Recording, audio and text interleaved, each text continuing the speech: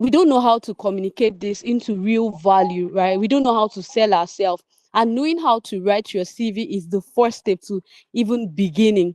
But whether you are in the digital space, whatever space it is that you are, right? So some of the things we'll be looking at is building winning CVs and navigating the job market. And this seminar, I'm sure that by the time we are done with this seminar, would be able to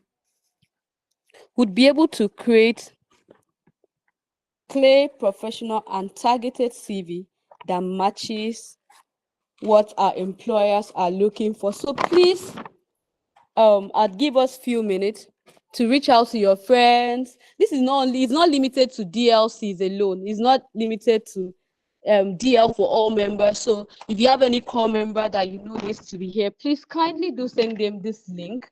And if you know that your friend is not here or somebody that you think needs this, please. So in the next 1 minute, I'll just need us to do that, right? And immediately we are done with that, I'll go ahead to introduce our speaker. So 9:05, I'll be back to introduce our speaker. So please, let's share the link. Let's invite our friends. Go on your DLC group and invite somebody. Put a reminder out there for somebody. Thank you.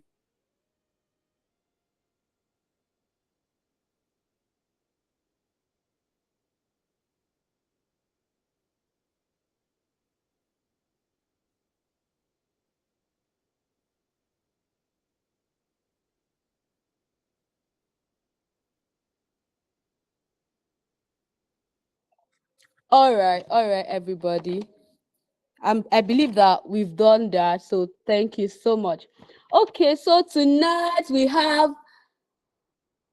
Ma'am Teresa Tolulope Benro. She's our speaker for tonight. She'll be guiding us on CV creation. So I want to see the emojis. Let's keep the emojis upcoming. So and a brief about who she is, so you know who we are having tonight. Like, she's the founder of On NYSC Movement, an initiative that has empowered 4,000 plus young people, you can imagine, to give purposeful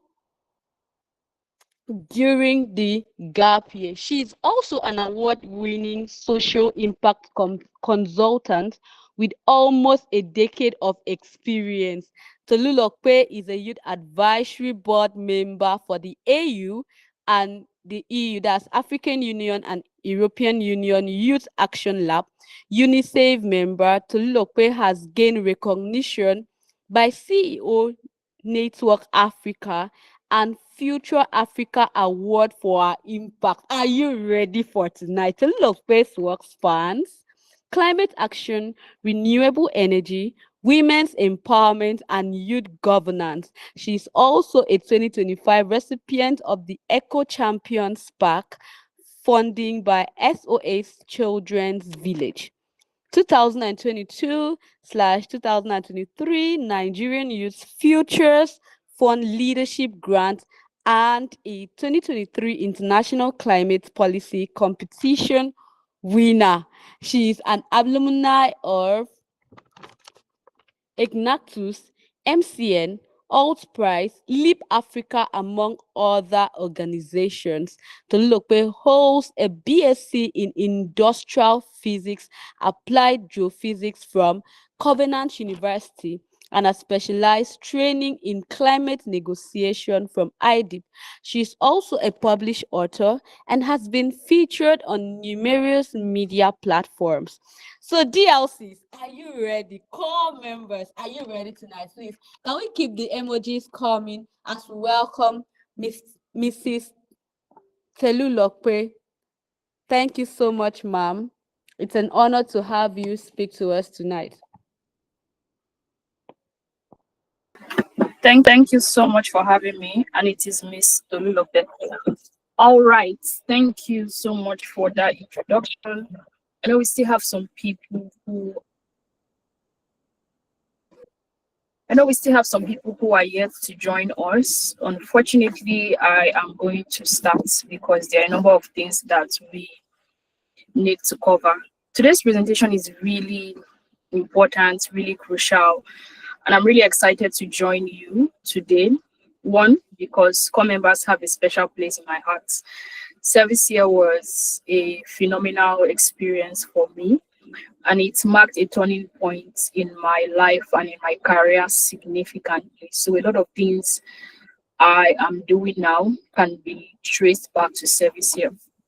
Also, I started teaching about CV writing, job optimization, and recruitment related things more actively during service year, precisely about 2022 when I finished service year. And the things I taught, the foundations which I was able to lay in those classes, and the way I was able to deliver has set a precedence such that 4, 5, 6 years down the line, I am still being called upon to speak on the same topic. So it just goes to show that when you do something, you want to go ahead to do it well and to give your all, to give your best, to do it exceptionally well, regardless of who is watching, right? Don't be that young person that embraces or adopts high service in their methods and in their delivery. Today we're looking at CV writing, and this is a really, really important topic. This is also a very common topic. This is also a very crucial topic. And I want to say that this is the first time. Is that my network? Okay, you can hear me. This is the first time I'm going to spend about an hour teaching about CV writing. Most of the times when I have spoken and taught about CV writing in the past years, it has been past 4 years precisely. It has been about 20-30 minutes and just, joining it together with other topics around graduate training. So if you're someone that really wants to understand CV writing, then you are in a good place, right? So for the presentation outline, I have divided the presentation into 6 parts, and I hope that you would stay with me till the end. We're going to start with an introductory quote just to set the tone of what we're going to learn today. Next, I'm going to go ahead to talk to us about what a CV is, what is a curriculum vitae. We're going to speak about that. Next, I'm going to look at certain myths. There are so many myths around CV writing, things you should do, things you should not do. What exactly is right, what exactly is wrong, and what exactly is holding you back or stopping you from making the most with your CVs and with your job application. Next, I'm going to speak to us about how to tailor our CV. And then I'm going to wrap up by speaking about these sections that should be in your CV. And then I would share some supporting resources. And in about a week's time, we are going to reconvene again. And then I will teach us about job creation. So today is a lot more focused on CV. If for any reason you cannot hear me or anything happens to the network, please put a message in the chat. I should be able to see that on the other device and fix that. So let's start.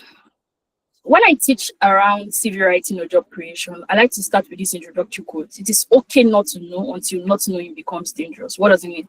It means that your ignorance is valid. It's a valid excuse. It's okay. You may not know certain things in life, and it's okay until it becomes crucial, until it becomes detrimental, until you get to a point in life where this thing could either be a life-changing decision, this thing could be the difference between life and death, this thing could be the difference between who moves forward or who repeats a class, this thing could be an added advantage or disadvantage for a particular person. So when it comes to things around recruitment, personal development, professional development, it goes also without saying that you want to know these things, you want to pay attention to these things. And then when it comes to knowledge, I like to say that there are responsibilities on 2 people. One, family, friends, government, society, to ensure that young people get the right knowledge and skills that we need to excel in certain areas. And of course, the second part is you, the responsibility being on yourself. And a very basic example I like to use is a poor man, right? If a child grows up in a poor family, you can very well say this is a poor child from a poor family.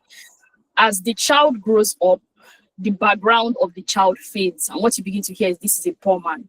So the the child's identity is no longer tied to his family background, but then it's tied to his responsibility. So if the child becomes poor, remains poor throughout life, he becomes a poor man, and it's not necessarily because of his background.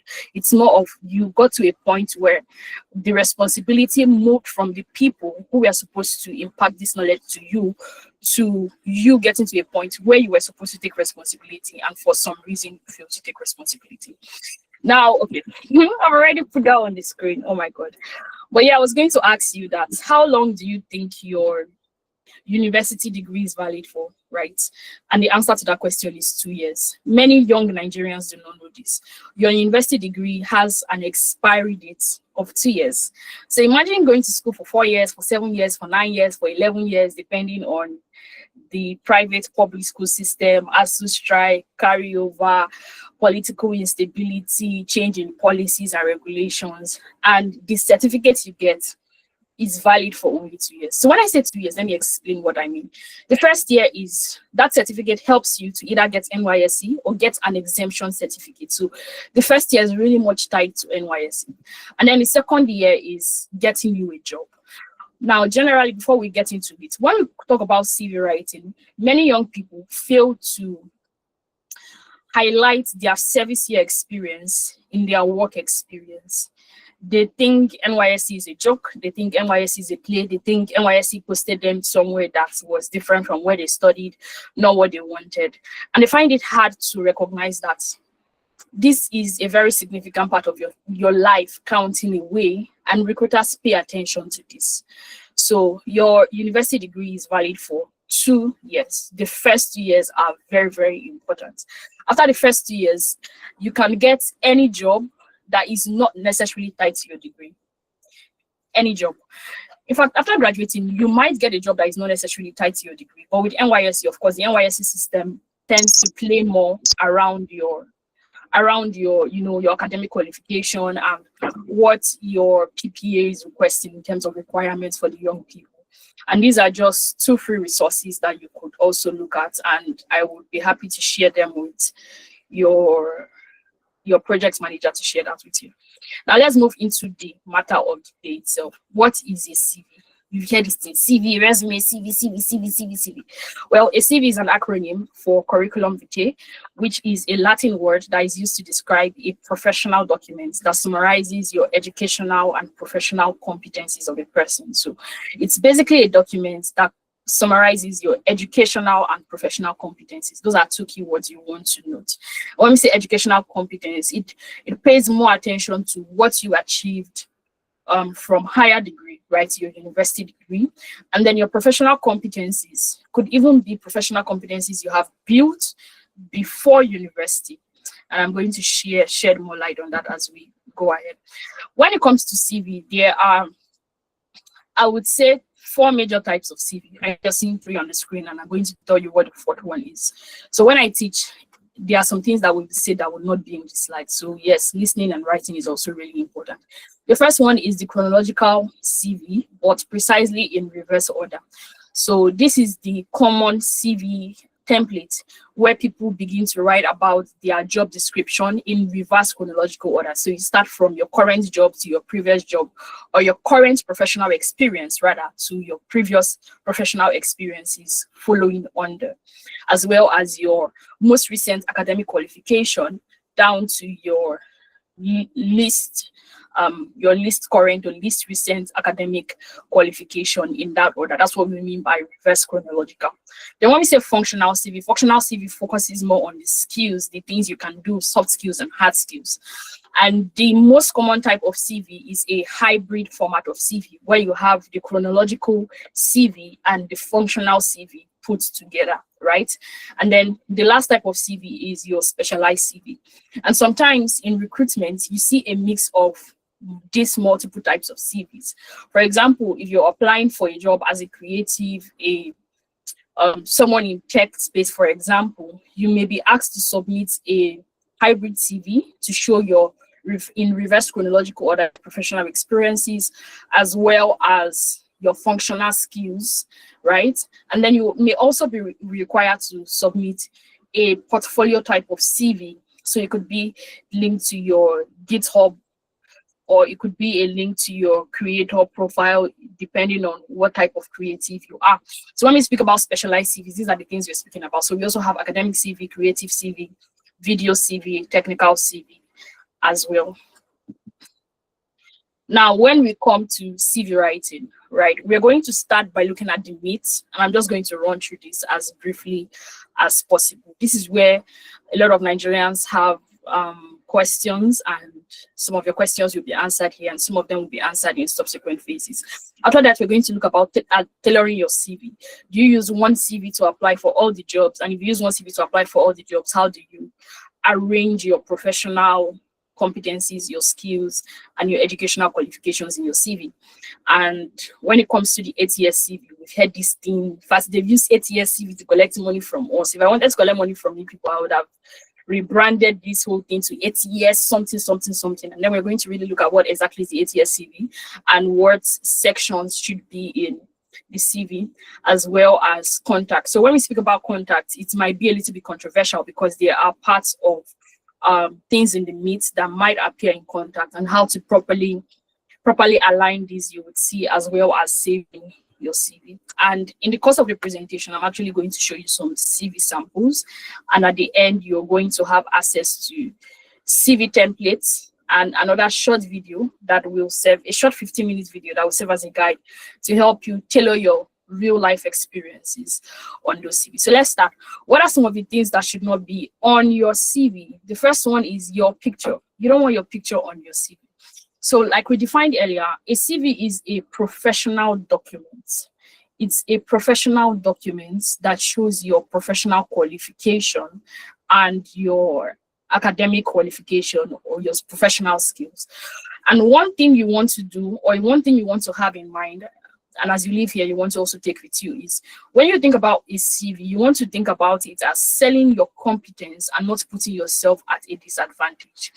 Now, because I know in this part of the world, we are very biased. You know, we're always like praying prayers, God favor me, don't favor my enemies, favor me more than my neighbor. So we think of ways and systems that compel unfair advantage to us. That mindset in itself can be a disadvantage when it comes to recruitment. So sometimes, many times when I've had to recruit, I've seen people's CVs with pictures, right? And there are many questions that come to a recruiter's mind when they see your CV with pictures. Well, first and foremost, if your CV has a picture, chances are it may not go through the ATS system, which we're going to speak about later. But the question is, are you selling your competence or are you selling a bias? So should I hire you because you're light skinned? Should I hire you because you're dark skinned? If you're dark skinned and you put a picture of, and your picture is showing, okay, if you're dark skinned and your picture is dark skinned and I want a light skinned person that is competent, I can choose to disqualify you because of that bias. So when it comes to myths around CV, the basic principle is if it is a bias and it does not necessarily add to your professional competence for that role, then you want to remove it. So for certain recruitment or for certain jobs, they will ask for a picture elsewhere, right? But if they're not asking for it on your CV, then please don't put it on your CV. It does not say, oh, create a CV with this format when you're applying. Please don't put a picture on your CV. The next one is state of origin. So let me go back to this one. I'm begging people that don't have headshots and they think that because AI is existing, you can create headshots with AI and you want to prove that you're fine with AI. Please don't put your picture on your CV. Thank you. Next, your state of origin. Now, this one, when it comes to recruitment in Nigeria, this might be a plus, right? Because we have federal character principle that is a policy, right, by the federal government to help the federal government see the percentage of young people that apply from certain states. But oftentimes you will find if this information is requested, your state of origin, they would ask for it on the application portal of either the public or private sector multinational you're applying for. So they ask for your state of origin, they ask for your local government, just so that when they are filtering based on competence as well, they can also say, okay, we gave at least lots to people from River State, Imo State, or your state, JAWS, the FCT, Niger State, Nasarawa State, just for Akwa Ibom, just for inclusion. But if it is not specified, if the application does not say create a CV with your state of origin, please do not put your state of origin on your CV. And this is also really important because a major difference between our generation and our parents' generation is our parents' generation focused on work and built their life around work. Our generation focuses on comfort and tries to build work around comfort. So for our parents' generation, you hear them say, oh, after school, there was this opportunity, there was something. They traveled somewhere, they found a job, they settled where they found a job, then they found a wife or they found a husband and they got married. For them, it was a lot more moving their lives and building their lives around work. But for us, it's a lot more comfort. I want to be in Lagos, and then, yeah, we'll find a job. It's been 3 years in Lagos. You've not found a job, but you're there. But there are other states with other opportunities, but you're just in one place. And this can also be a disadvantage if you're someone that wants to move. So maybe you're willing to move around for recruitment. If a recruiter sees your CV and the job is in Abuja, and on your CV they are seeing Kebbi, they may or may not call you to find out if you want to move or not. So again, remember the what's it called? The benchmark I set at the beginning. If it creates a bias, then it most likely should not be on your CV. After state of origin, of course, your local government area. So this one also. So maybe you've checked and you know that the head of HR is from a particular local government, and you think that this person is my sister, this person is my brother, so I'm going to put my local government. Well, spoiler alert, because the person is head of HR, it does not mean that they are necessarily reviewing your application. First, it will be the ATS system. Next, it could be different people within the recruitment team looking at your application. I've gotten messages actually from young people on different things. And if you, Tolu, because you're affiliated with this program, you can help me get selected. I'm affiliated with the program does not necessarily mean I'm affiliated with recruitment at that particular stage. And because I'm affiliated with recruitment at that particular stage does not necessarily mean I will give you a slot because you have a bias that you're trying to appeal to me to, right? If there's no competence in the system. And of course, your marital status. For some reason, there is a misconception that people are most likely to pity you and out of pity give you a job because you're married and you have a family to feed. That's not entirely true when it comes to corporate recruitment. See, not entirely true. In fact, fun fact, young single women are more likely to get a job based on competence and a job that allows them to move and climb the career ladder faster than most married women are. So because you are married and you have a family to feed is not necessarily a reason why you're going to be given a job. In some offices, you being married might be an advantage on the role. In some offices, you being single might be a disadvantage. You never know which it's going to be. So please just remove the marital status. If we're not asking for it, we don't need to know. Okay, so remove the marital status from your resume and your date of birth. This one is very, very important. And for this particular one, I often see young people, particularly core members, I would say, argue on the comment posts or the comment section of organizations like, oh my God, why are you saying you want people who are 25 and I'm 28? Okay, we're getting there. But please, your date of birth should not be on your CV. Remember, people are trying to judge you based on your competence, not on a bias, right? And then finally, for that one, what I would say is, if you're competent for the role and you exceed the age limit, go ahead and apply for it. If there's a filter system that filters your age out, then it is what it is, right? But if you're lucky and you scale through the filter system for age, then you will be judged based on competence. So instead of seeing a role and say, oh, they want people that are 25, but due to strike, I'm finishing school at the age of 29. If you're competent and you want the job, go and you're willing to learn with the right mindset, go ahead and apply. There are a number of reasons why recruiters do that. One, people who are younger in age, 25 and older, appear to be a lot more teachable and malleable as opposed to people who are 25 and older. So instead of bringing someone into an organization structure and then you're forcing them to follow the rules, it's easier to just get someone who is younger, or even better still, partner with a university, and then as soon as their graduates come out from school, just put them into your system, inculcate them in your organizational values, and they get to do the work. However, I have seen multiple exceptions where organizations would say, oh, this is the age limit, and they end up hiring people that are above that age limit by 1 or 2 years, or sometimes more, depending on the competence and the behavior and the character of the person. Having said that, please remove your date of birth from your resume. is also a bias that should not be on your CV. And your religion. Remember, we are trying to get a job based on competence, not based on bias. So you don't know if the person is Muslim or Christian, or if their father was killed by a traditional worshiper, and because you're a traditional worshiper, they are taking the anger on you and they don't want to give you a job. Anything that can be a bias should not be on your resume. Having said that, I've started by looking at myths and telling you that when it comes to CV and myth related things regarding CV, it's really a lot more around competence as opposed to biases. So when you're competent, people see your competence before they see their bias.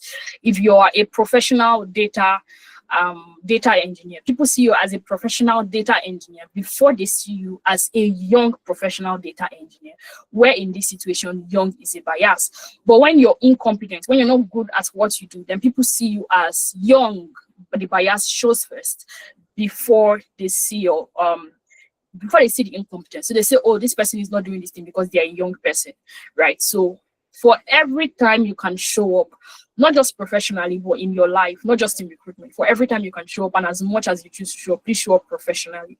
If there's anything you take from this session, let it be around competence, let it be around bias, and let it be around showing up professionally where it matters the most.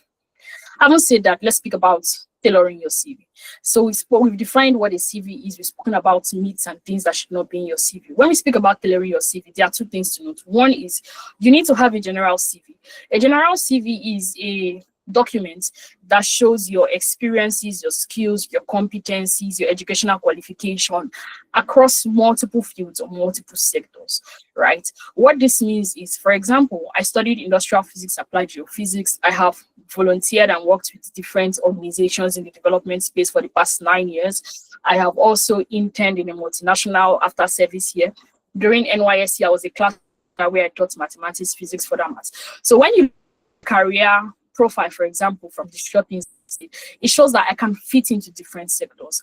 And when it comes to writing a CV, the most important thing you need to note is from your experience, you want to focus on the transferable skills. So having a general CV allows me to say at some point I was a core member, and as a core member I was a classroom teacher. However, while I was a classroom teacher, I was volunteering and I built this experience working this number of hours. In fact, before I did NYSC, I volunteered with this organization for these years, and these are the skills I built. If you're someone that has that, if you're not, maybe you took a course or you took certain certifications, you want to have it in a general CV.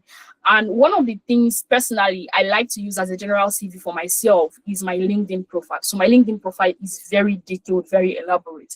So when I want to apply for something and people would describe, imposter syndrome, where you feel unqualified or inadequate for the opportunity, I often run to my LinkedIn profile and I look at my profile, different experiences, volunteering experiences, certifications, recommendations, and I ask myself the question, I say, which of these experiences that I have help me or provide the skills and the competencies that makes me qualified for this particular role. So that is what a general CV does for you. A general CV helps you boost your confidence and your confidence generally, but it makes it easier for you to apply for other roles. When we say tailor your CV, if you're applying for a human resource role, in fact, if I'm applying for a human resource role, there are a number of human resource related jobs I have done, and what I'm going to do is I'm going to look for those HR related jobs, and I'm going to filter those experiences and put them in one CV. This is why you cannot use one CV for your job application. This is why the people you are paying to write your CV for you for 2,000 naira are scamming you, because you could literally do that on your phone or on your tab. These days, everybody has it. Not everybody, but most people, most young people have a digital device. So that's something you could do, or at least go to a cyber cafe, maybe pay 400 naira or 500 naira and get it done by yourself. So rule of thumb, have a general CV with all your work experiences and competencies, and then create specialized CVs for your particular roles you're applying for. 3 basic CV I usually have. One, I have one for human resource related roles, whether it's around recruitment or things around that. 2, I have one around monitoring and evaluation, because I have done and built competence in that area. And then 3, I have one around project management. But regardless of what field you're in, every job experience you have, every skill and every competence you have can be fit under project management, from inception to implementation to closure. I'm not going to teach that in this particular slide because I'm going to share a 15-minute resource with you that breaks that down. So even if the experience you had was being a receptionist, the experience you have is being a waiter in a restaurant, that short video shows you how to tailor those experiences in a way that it fits under project management principles, highlights the transferable skills from that experience you have, and shows that this thing can fit into a 9-to-5, into a public sector work, into a private sector work. And that is very important. Now on my screen, who is that?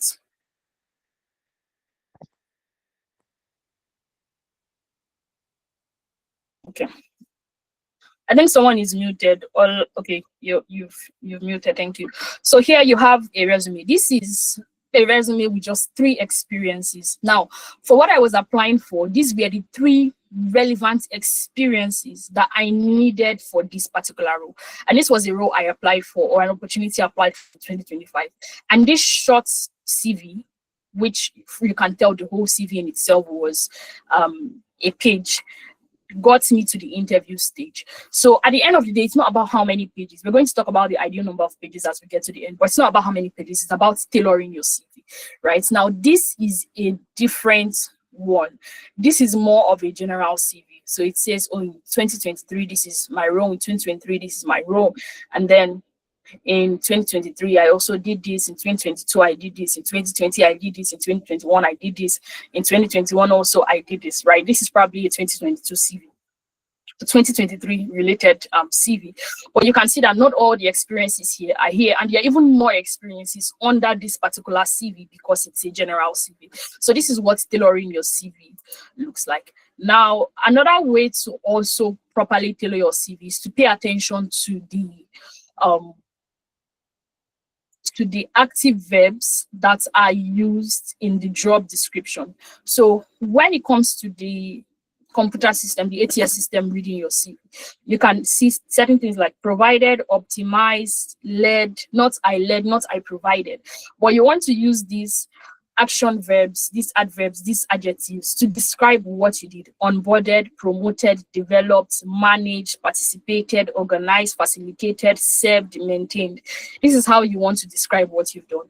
And oftentimes you want to tailor your experience to the job description. So from the job description, which experiences do I have that fit into the job description?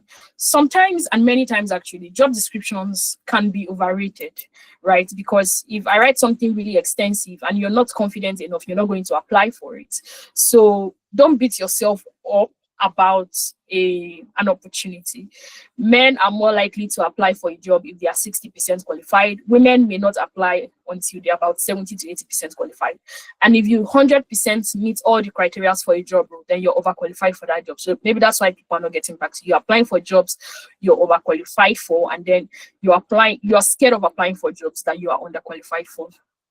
Another really good tool to help you write a resume or a CV is the Europass CV. So this one also works. Europass serves multiple purposes in Europe, whether it's CV writing or whatever. Remember, we spoke about not having a picture on your CV. However, the information you put on your CV also depends on, remember, the recruiter and what they want. So let me see. Okay, I didn't put that. But for most of my CVs, I have a short bio session, which I think is just a basic hack to pitch yourself, right? And I speak about what I do, what I have done, basically. And when you're writing your job description, you want to focus more on results. So even if you worked together in a team, you want to focus on what you did in the team, whether it was supported, led, co-led, co-authored. You don't want to say together in the team. Okay, because the organization is not hiring you and everybody in the team. So how exactly are you going to function, right? So that's also something to note. So here you see my NYSC experience, right? It made it to this particular CV. And this is the earliest experience I had, 2017 to 2021, where I volunteered in an actors, right, an organization. So your CV is really, really, really, really important. And tailoring your CV is more important. You can have the right skills, but if you don't tailor correctly, it will be a problem. And another thing to note is someone that has multiple experiences like me, it is easier for you to miss an opportunity as opposed to someone who has fewer experiences or singular experiences, right? Because for that other person, it's easier for them to focus on the few things they have. But you've done multiple things, you have multiple experiences, it can be hard for you to really tailor what needs to be tailored. My screen. It can be hard for you to tailor what needs to be tailored because you have so many experiences. You're thinking of which is a best fit, which is not a best fit. I would say with experience, right? With the right guidance, you find your way around that and you know which to tailor appropriately, but also with experience, you become more competent in tailoring. So when it comes to these sections that should be on your CV, basic one will be your work history. Your work history is the same thing as your experience. The next is your education, and you want to focus a lot more on your university education, right? And then if there are other accomplishments. So for me, there was a point where an accomplishment on my CV was leading a team of 60 young people. And that for me was a lot because I was growing in terms of teamwork and leading a team of 60 people, getting them to show up weekly for meetings as a student was a lot. So that for me was a huge accomplishment. So when it comes to accomplishments, these things are quite relative. What you may consider as an accomplishment and might not necessarily be what another person might consider as an accomplishment. And that's also why you don't want to compare yourself to other people. Certifications. Now, also, what I like to say about certifications is when it comes to this one, you want to focus on the certification that matters to the program. So if you're applying to work in the energy sector or to do something around health, safety, environment, if you have 20 certifications, you don't necessarily need to put all 20 certifications on your CV. You just need to put the one that is HSC related, the one that is most related to the field that you're applying for. And because I'm speaking to members, a general tip I would give concerning certification is pay to be certified directly by the certification body. What do I mean? I know there are people that have come to you inside to tell you that you need projects management, you need HSC, that in fact the original one would take 7 months, 1 year to do, but this one that you do with them under 3 months, you become certified.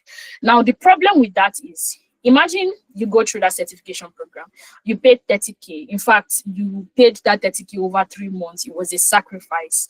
You paid it. Then there was somebody else that paid 500K to get certified directly by the body. What happens is you paid somebody who was certified through the body to certify you.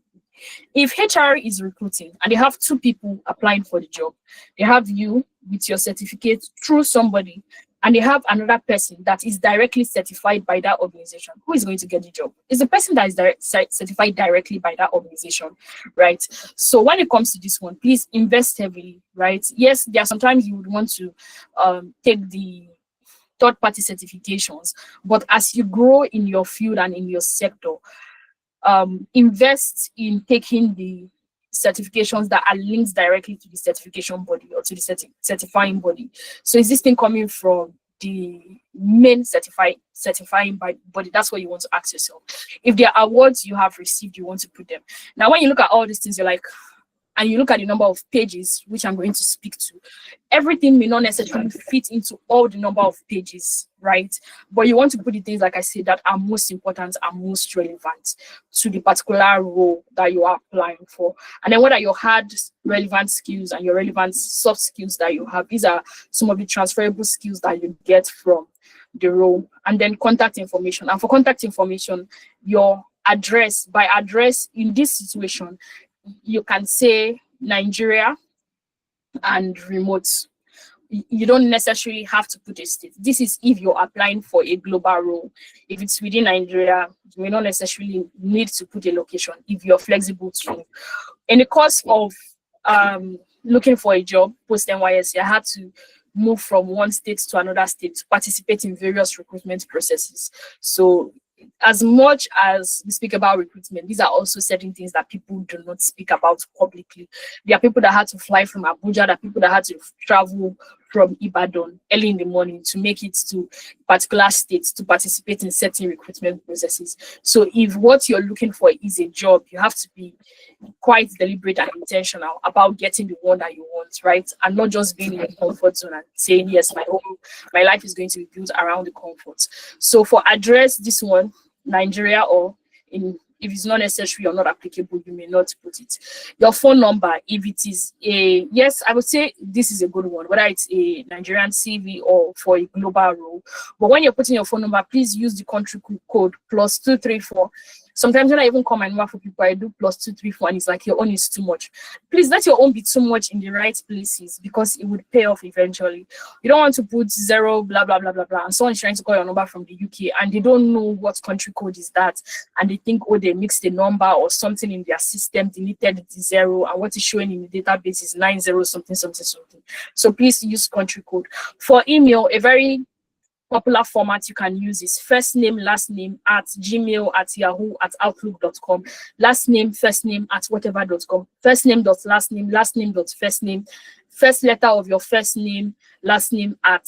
First letter of your last name, first name at. So these are some really professional emails. And when you are creating your CV for JAM and for other things that you did, nobody really told you that that's the email you use for life. But the good thing is you can create a more professional email and you can choose to use it for professional purposes.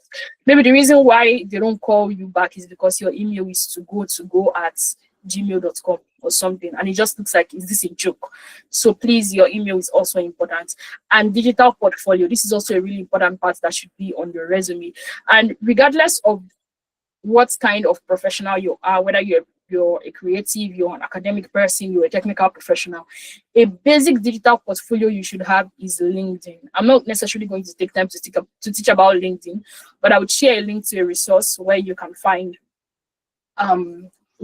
something where I have thought about LinkedIn. So your LinkedIn is very important. Many times recruiters will not hire you until they've seen your LinkedIn profile. Some people may be like, Ms. Tolu, so when are you going to speak about reference and recommendation? If it is not specified, please don't put a reference or a recommendation on your CV. However, you can focus on building your references under your LinkedIn. What that means is when you work with people, when you work for people, when people work for you, reach out, connect with them physically, tell them you would reach out on LinkedIn, and send them a request for them to write you a recommendation on LinkedIn. Many times recruiters will pay more attention to the recommendations on your LinkedIn page as opposed to just asking you to get referrals. If you're applying for an international job, yes, they may ask for 1 or 2 referrals, right? So also having people in your corner and building and maintaining professional relationships with people who can recommend you repeatedly is important. The first time you apply for a job may not necessarily be the time you get it. I know someone who was in and out of recruitment for almost 2 years and applied for more than 20 graduate training related roles. But having those people in your corner, those mentors, those referees, those lecturers from school, that when you ask them to write you a CV, they're not mocking you and saying, this is the 7th time you're asking for reference, why are you not getting the job? But they keep writing for you, they keep supporting you to get what you want is very important. We're not talking about relationship building, but it's important also in building your digital portfolio. When it comes to saving your CV, your general CV, remember we spoke about tailoring your CV, your general CV should be saved as a doc, which means in Word format, so that you can always edit, duplicate, and create smaller CVs from that one. And then when you're sending your CV for a job, please send it as a PDF. If they're not asking you to send it as a doc, please send it as a PDF. The reason is because sometimes when you submit things or when it is being reviewed, either through the application tracking system or whatnot, certain things can move. So where you put your experience, imagine your experience and your education being mixed up, and HR is now looking at it and saying, what did this person write?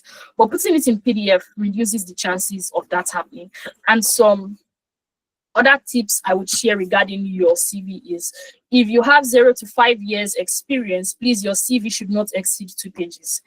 Even now, remember, when I spoke about 3 major roles I can tailor my CV in, but my CV does not even exceed 2 pages, right, at the moment. So please, your CV should not exceed 2 pages. When you're writing, try to, for example, see this one, try to write vertically and not necessarily vertically horizontally. What does that mean? So for this one, you can see experience. If I showed you the full part of this particular CV, you would have seen either here or here, soft skills, hard skills. You want to avoid that because sometimes the ATS system may not be able to read those things that you're writing. So writing like this makes it a lot easier for the application tracking system to read. Another thing you want to know when it comes to the ATS tracking system is that different organizations have different ATS tracking system. So if you go and you decide to do a free trial, which I know some people might do out of curiosity, anyway, don't forget to set an alarm and unsubscribe so that you don't have 50K leaving your account because you wanted to use ATS CV. One system, if you put an ATS CV created by format A into an ATS system of system B. System B is going to tell you that your CV rates maybe 40 something to 70 something%. It would not rate you higher than that. Why? Because they want you to pay money and use their own system. So just having and understanding the basic principles and doing things the right way is really important, because for one organization, right, they may use a particular recruitment system. So maybe an organization is using Jobberman, maybe an organization is using Upwork, and you don't necessarily know what the difference or the similarities in the ATS system are, or how HR has put certain settings to say, okay, this is the CV you should filter out, this is the CV you should keep, this is whatever. So don't be so obsessed by saying, oh, I paid money to use an ATS system, I paid 5K to write my CV, I paid 15K to write my CV. You can pay 200K to write your CV and still not get a job if it's not written properly, if it's not logged properly, and if some other things that we've spoken about are not reflected in your CV. And when it comes to the text, the font type, you want to use Arial or Times New Roman, and you want to use either font size 11 or font size 12 with minimal line spacing in writing your CV. So I believe that is the end of my teaching today on CV writing. Thank you for listening. I'm going to take questions shortly. So like I mentioned earlier, you're going to have access to this. I'm going to share the link to this. This is a tool that we created at NYSC to help young people write their CV. And yes, it is free. It comes with about 5 CV templates, right? But like I mentioned, it also comes with about a 15-minute video that helps you tailor what experience. So if you've been a carpenter, you've been a mechanic, you would know how to tailor your experience in those templates. So when you say, oh yes, 15 templates, and you just use the templates like that, no. Some of the templates do not have all these sections that I have thought about, but today's class is more learn how to fish and not necessarily giving you fish. But with the template, you're able to create those sections yourself, edit it in doc, and save as PDF. And then you have this article on my LinkedIn page, Unemployable, which is where most of the excerpts for today's class was taken. It also contains certain resources on graduate training and recruitment, right? Just also to say, as a core member that is trying to end up in a 9-to-5, right? A 9-to-5 job, your easiest bet into a 9-to-5 is a graduate trainee. Graduate trainee programs are different things to different organizations. So in one organization, a graduate trainee is an entry-level role. In another organization, a graduate trainee is a fast-track management program. So some people might just be like, I'm waiting for an entry-level data something, and you would not see that. But that role may be rebranded as a business analyst role. So really knowing what you want and understanding the language that the corporate world is speaking is also important to help you get your job. And this is also another partnership that we have with the organizers of Africa's largest Web3 incubator. We're having a free webinar on Saturday about Web3. And if you scan the QR code on the screen, you'll be able to start your free certification journey. So if you don't have any certification and you're hoping to build a certification or get a certification before service year ends, you can get the Hedera Web3 certification. I'll also share the link to this so that those who want to join the webinar, you'll get more information on that. If we have any question, if you have a question, you can raise your hand, you can put it in the chat. I was saying all that to buy time on question anyway, and then I would go ahead and answer whatever question you have. And of course, feel free to connect on social media. If you are looking for something, if you're looking for something really informative in terms of for young people, career and all of that, my LinkedIn is one of the best places to connect, I would say. And also under LinkedIn, you can look under my articles and under my newsletter. You'll find a number of things that will keep you busy and that you would find really helpful in your career journey. So do we have any questions, any suggestions, any controversial takes, or anything you maybe want me to clarify on?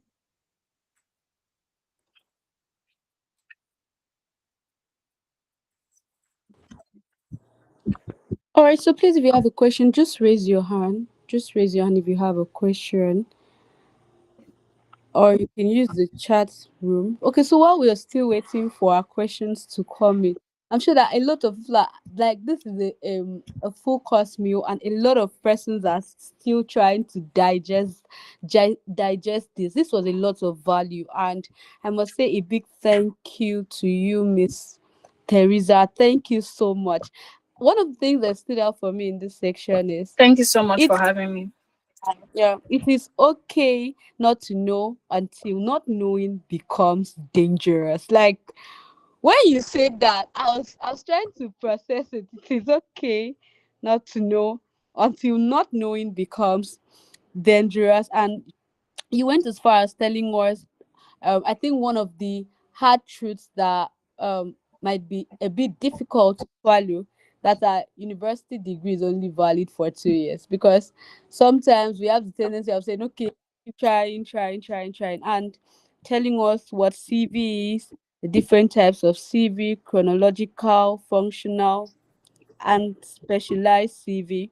And you also told us the myths, not including your pictures. Because for me, I've always thought that your picture has to be there. Like, you cannot have a CV without not have putting your picture there, and you not including your state of origin, local government, marital status, date of birth, religion. And personally, these are some of the mistakes that I've made, and I'm so honored that I was here, I was part of this, because I've learned and would sure apply everything that you've taught us. You went to telling us that people don't just see when you're competent, people don't see your bias, but it's only when you're incompetent that they tend to see the bias. So I think a particular example that you used for us was telling us that, for example, they would say, oh, a job role is open to maybe people of specific age, 25 to 26, and maybe sometimes we have the tendency of feeling left out, oh, I'm above this age. But when you're competent, that may not really be considered. If, oh, am I lesser or older, right?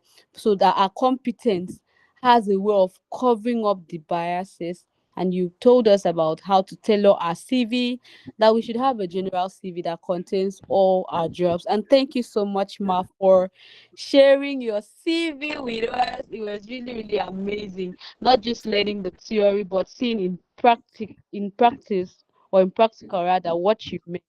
Thank you so much. You told us to tailor it to match our particular interest, building your CV from your experience, and I think you mentioned that experience too, and how these experiences are transferable.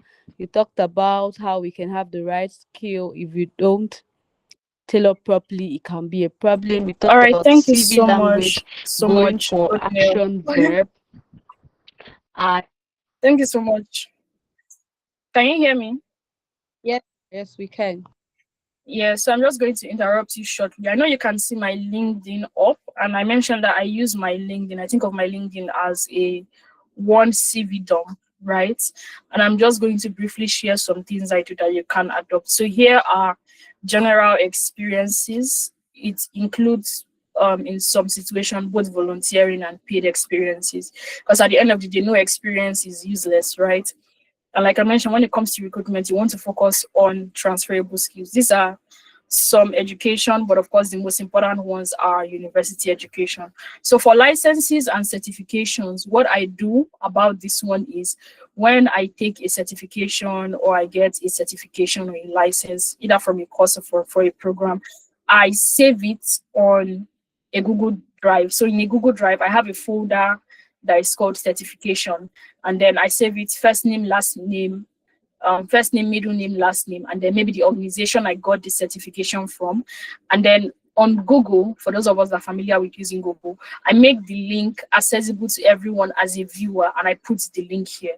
So when I am applying for something and I need any certification, it's easy for me to just open here, click on this, and maybe copy the link or add it to say, yes, I took this course, and from this course, this is what I learned, or this is what I remember. So you're not necessarily dealing with imposter syndrome of what did I do with my life, what did I not do with my life. And these are some volunteering experiences. And another thing is I try to link the skills I have. So when you take a certification, under the certification here, you can put certain skills. With my experiences, certification, education, I try to link certain skills. And then those skills cumulate in different experiences, right? So for example, design thinking, you can see that this UNICEF certification also helped me gain design thinking skills. This Unilever certification also helped me gain design thinking skills. So when you're at an interview, it's no longer a question of, did I do this thing? Did I not do this thing? I said, I have this skill. Where did I get this skill from? There's evidence that you can use to remind yourself of what you've done. And then recommendation here, there are over 32 from me asking different people and from me writing a few as well. And then publication. So this could be media features for projects I did, projects I led, projects I co-led, or even research publications on different areas, whether it's climate, energy transition, or youth-related work. For honors and awards, I also created a section for it as well, because many times it's hard to keep up with these things. So this is me being very intentional and also very deliberate about my own career and professional development. If you go under articles, you will still see some related articles to career, but I'm not going to do that because I know in doing that, it would take a while and it would affect the network. But what I want to say generally as I leave you this evening, because it seems like we don't have any question, is when it comes to recruitment and writing your CV, you want to do a job so good that if for any reason you don't get selected, you're not necessarily second guessing. So there are things I have applied for and I did not get a response, or I got rejected from them. There's some I didn't even get a response. But now I don't think, oh my God, did I do something wrong? Did I not do something wrong? Because I know that I gave the application my best based on my competence, based on my knowledge, based on the resources that were available for me to learn. I put in my best in that particular application. So I'm not feeling bad like, oh, they picked someone because of me. There are also many reasons why recruiters may not get back to you after you submit your CV. But part of the ways you know that you're making progress in your CV writing is when, if before nobody calls you for a job and you practice what you learned today, right, together with the templates and resources that will be shared with you, you want to ask yourself, so now, are they beginning to invite me for interviews? If your CV or your recruitment journey went from not hearing anything to being invited to take assessments, right? Assessment is usually the next. To take assessment, you're doing something right.